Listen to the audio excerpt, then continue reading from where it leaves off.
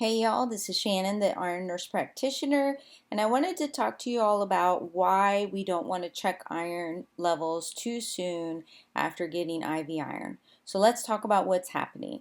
So first, IV iron is iron that's going directly into the bloodstream.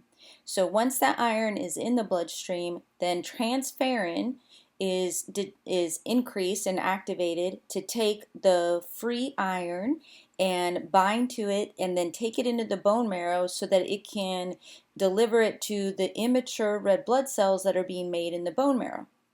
And then because of that increase in transferrin, hepcidin is increased. And hepcidin then tells ferritin to start to store iron as well.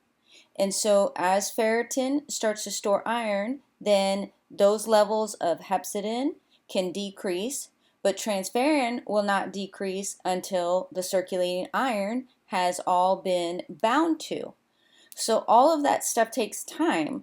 So the literature says that we have to wait 4 to 8 weeks to recheck iron levels. I always tell my patients that I always want to wait a minimum of 8 weeks because I've seen levels that are still high after 8 weeks, and then you check it another month or so and they're a little lower. So I always tell my patients that I want to wait. Now obviously if you're a patient that is having continual blood loss, that you're a Crohn's disease patient, you have Osler-Weber syndrome or some other continual blood loss type of issue, or you're having periods that are lasting 15 days and you haven't had surgery yet or whatever, then we're going to check them sooner because you have a continual blood loss issue. So we're not expecting your levels to ever get to a good level.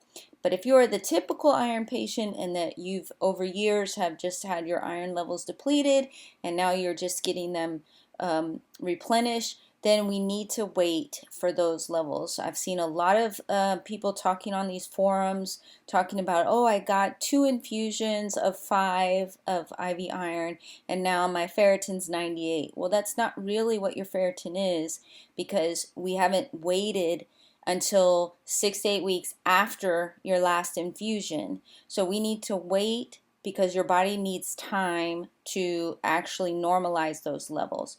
I hope that helps. If you have any questions, please leave them in the comments. I'll try to get back to them. Share with anyone you think will help, and it'll be on YouTube as well. Thanks so much. Shannon, the Iron Nurse Practitioner.